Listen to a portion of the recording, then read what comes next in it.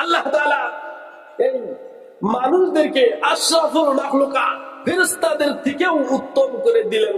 বলেন সুবহানাল্লাহ। মানুষ ফেরেশতাদের থেকেও উত্তম। আমার বন্ধুগণ, আমার ভাইরা, ভালোভাবে খেয়াল করবেন, আমাদের যে নিয়ামত আল্লাহ দান করেছেন, আল্লাহ তাআলাকে কোনদিন বলি নাই ওগো আল্লাহ তুমি আমাকে মানুষ বানাইছো, তুমি আমাকে মানুষ বানাইছো, আমাকে মুসলমানের ঘরে পাঠায়া দাও। কোনদিন আমরা বলি নাই, কোনদিন আপনি বলেন নাই, আমিও বলি নাই, কোনদিন বলি নাই ওগো আল্লাহ তুমি আমাকে মানুষ বানাইলা, আশরাফুল মাখলুকাত বানাইলা, তুমি আমাকে মুসলমানের ঘরে পাঠায়া দাও। এই কথা কোনদিন আপনিও বলেন নাই, আমিও বলি নাই। কিন্তু আমার আল্লাহ রাব্বুল আলামিন আপনার উপরে ইহসান করে মুসলমানের ঘরে পাঠাইয়া দিলেন। সুবহানাল্লাহ। এটা আল্লাহর মস্ত বড় নিয়ামত, নাকি বলছেন? আমরা বিভিন্ন জায়গায় দেখতে পাই, বিভিন্ন জায়গায় শুনতে পাই,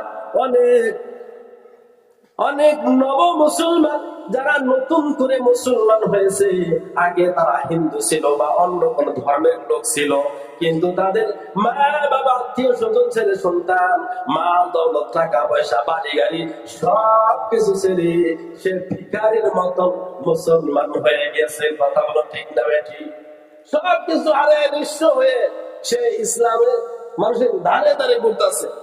তারপর কত কষ্ট করুন কাহিনী আপনারা যারা শুনতে পেয়েছেন, যারা নব মুসলমান, যারা নতুন মুসলমান হয়েছে, তাদের ইতিহাস যদি শুনে আপনার চোখটা পানি বাইর হয়ে যাবে, এত কষ্ট তাদেরকে দেওয়া হয়েছে।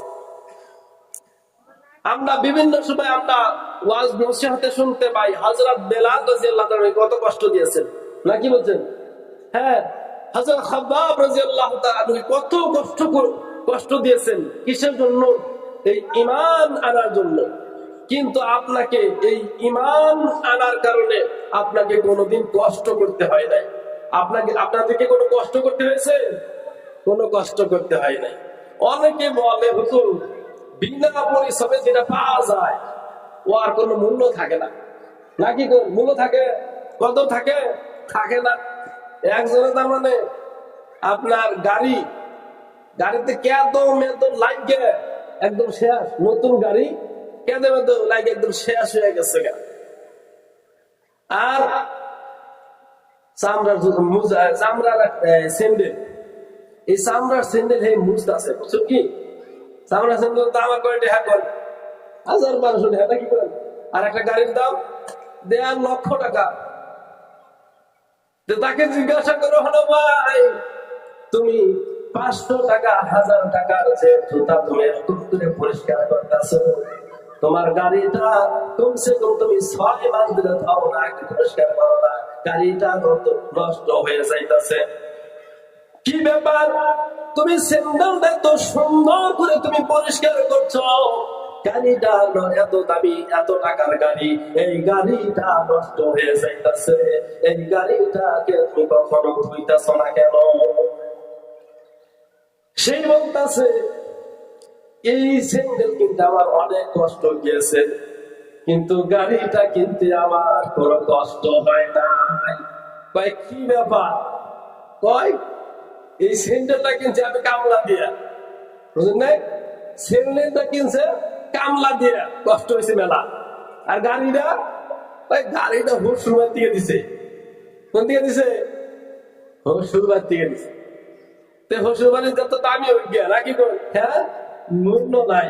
আর নিজে যে কষ্ট করে সারাদিন মানুষের কাম করে একজোড়া জুতা কিনে স্যান্ডেল কিনছে, ওর কদর বেশি, নাকি? তো আমরা যে এই বাপ মুসলমান, মা মুসলমান, দাদা মুসলমান, হ্যাঁ ওই জন্য আমরাও মুসলমান, নাকি? নাই নতুন করে কেউ মুসলমান হননি তো। আমি মুসলমান কেন গিয়া? আপনার বাপ মুসলমান, মা মুসলমান, দাদা মুসলমান, তার দাদা মুসলমান, তার দাদা মুসলমান, এই জন্য আমরা মুসলমান, নাকি? তো সেই হিসেবে আমরা তার মানে ইবাদত কইরাও কত মজা লাগতেছে। ফিরি পাইছি যা, যদি আমরা কষ্ট করে মানে ইমান লাগতো, তাহলে আপনার নামাজ পড়া ভালো লাগতো, নাকি? নামাজ পড়া মজা পাই নাই। ইবাদত বন্দেগীর মজা পাইতেন। আমার বন্ধুগণ, আমার ভাইরা, গভীর মনোযোগ দিয়ে শুনবেন। আমার আল্লাহ রাব্বুল আলামিন আমাদেরকে যে ঈমান নামের দৌলত দান করেছেন, এটা সবথেকে বড় আল্লাহর নিয়ামত। এটা কি সবথেকে বড় নিয়ামত যে আল্লাহ আপনাকে মুসলমান করে পাঠাইছে। বলি সুবহানাল্লাহ। আমার বন্ধুগণ, আমার ভাইরা, আজকে আমরা মুসলমানের কাজ করতেছি না। মুসলমানের কি কাজ, সেই কাজ আমাদের মুসলমানদের ভিতরে নাই। শুধু নামটুকু আব্দুর রহমান, আব্দুর রাজ্জাক, আব্দুর রহিম, শুধু আব্দুল্লাহ, এতটুকু নামটুকু শুধু আমাদের মুসলমান।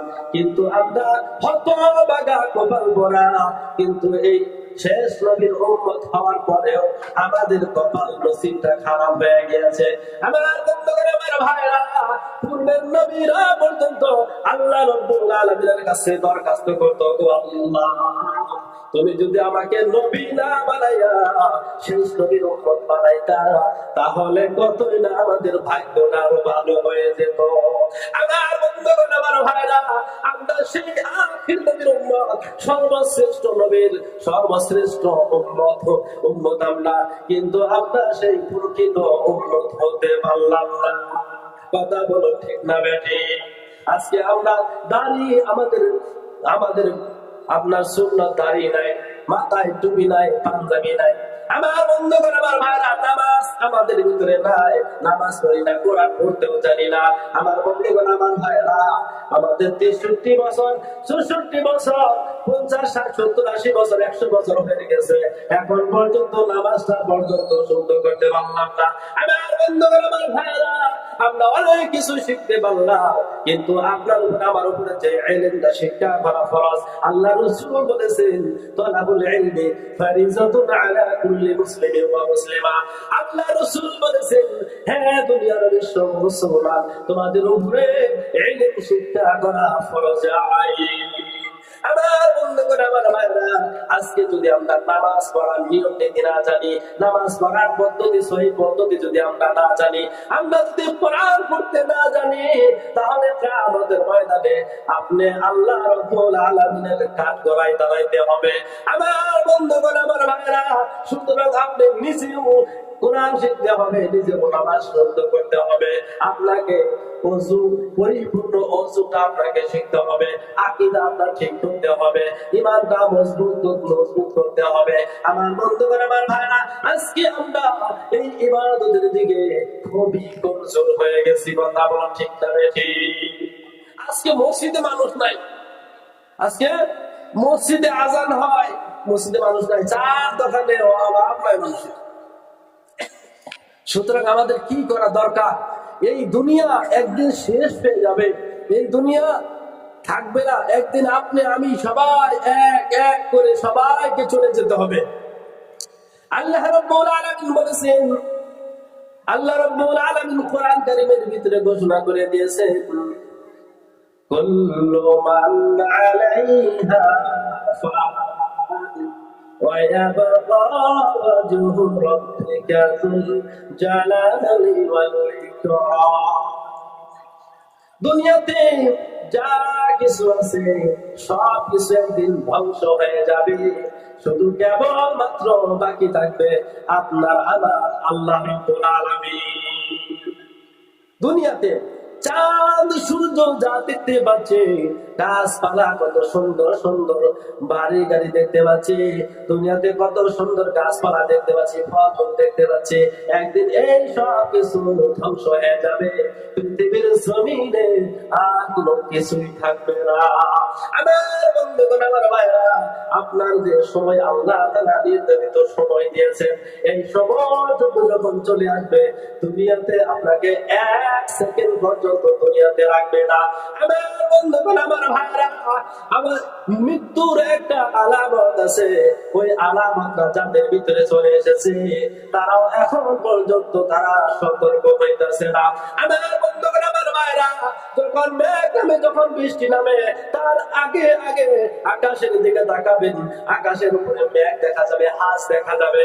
আমার বন্ধুগণ, হাঁস দেখে মনে হয় যে বৃষ্টি আসবে আসবে মনে হয়। কথা বলে ঠিক না বেঠিক? যখন বৃষ্টি আসে, তার তার আগ মুহূর্তে আকাশে কিন্তু আপনার মেঘ ছেয়ে যায়। এই মেঘ দেখে আমরা অনুমান করি কি বৃষ্টি আসবো নাকি? সঙ্গে সঙ্গে ধান, বাড়িতে যদি ধান থাকে